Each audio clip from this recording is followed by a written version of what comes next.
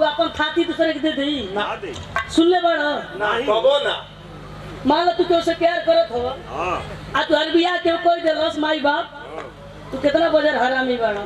के पर बाप माई के लाते मार देबो ए भैया लोग अपने बेटी बेटा को पढ़ावता दरोगा हो जा कलेक्टर हो जा हम कहीं ना पढ़ाओ मतलब होमगार्ड हो जा पढ़ाओ मत ऐसे ना पढ़ावा जितने को ऊंचा करबा उतने तोरे लिए दिक्कत है उ दरोगा होई कोतवाल होई तो का ट्रांसफर दूसरे जगह हो जाए आज जब तोहर बुढ़ौती आई तो तोरे खातिर एगो नौकरानी लगा दे आ नाय नौकरानी लगाई तो दादा भगैया ने मैदान करी हम अब भगैया पेशाब करी हम उनाय देख पाइया तो कहिया कि चला एगो सेवा सत्कार करे खातिर केहू के रख दे तू अपने करी ना करी समय ना किसान बा खेती बाड़ी करता घरे दुआरे बा तू तुहार सेवा करी अब कहने तो यार तो पुछवाइया क्यों ना ये चीज के नोट कइला हां हम बताइला कि बाबूजी जे माई बाप का सेवा करेला दुनिया में सारा सब कुछ पावला और तू सेवा का कइले रात दिन भी रह गइले बा हां सेवा करबा जे कर लाल होबा तू वो सोचत होई के रे हमर लाल हाय राम ओहो धड़कन ए बाबू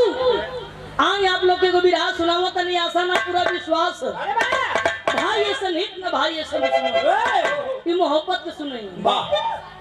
हम आप लोग ऐसा सुनाई कि आसान ना पूरा विश्वास है भैया हमारे राजन भैया झुमला से आए हैं अपने पूरे व्यवस्था के साथ चैनल वाले भैया हम आपके भी बहुत आभारी हैं इनके बात के लेके न चले अब शुरुआत करिए चिकड़ाई वाला ना उनमें से भेज दिया नहीं तो पता चला कि भाई पूरा फेसबुक पर चैनल पर राम सिंह सरोज ने बेइज्जत कर दिया अपन छबरैया बजा मसला था देखो हम बता नहीं आपके बता दें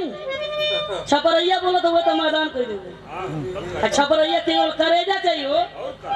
मोटाई नहीं है थोड़ा कमाऊ तेरे को मेहरा हुए हैं धड़कन बोला थोड़ा आना दूसरे का नानी ना अपन कहानी अपन कितनो बाबू रहते कहीं सुनत रहो आवा हाई आई तेले रहुआ खा ले आई रहुआ ते खा ले आ दूसरे कहे कि क्या जी क्या कितना कमाए चलिए ठंडा पिला दीजिए पेप्सी पिला दीजिए आप बहुत स्मार्ट लगते हैं सब चूस नहीं तो क्या हो जाएगा स्पेशल नहीं तो दही ले समय शुगर धरता इसमें इतना शुगर पहले रहा बवासीर अब हो गए शुगर भैया मिठाई नहीं खाए काहे शुगर हो गई शुगर हो गए करी इतना चीनी हुआ शुगर होई आ केहू को सताइबा तब वो शुगर हो आ ढेर सताइबा तू के चाहिए हो जे सूरज तो होइबे करी अब देखा ई सब रेलवे स्टेशन का चोर मसाला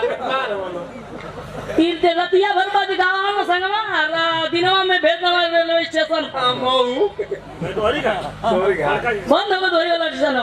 मऊ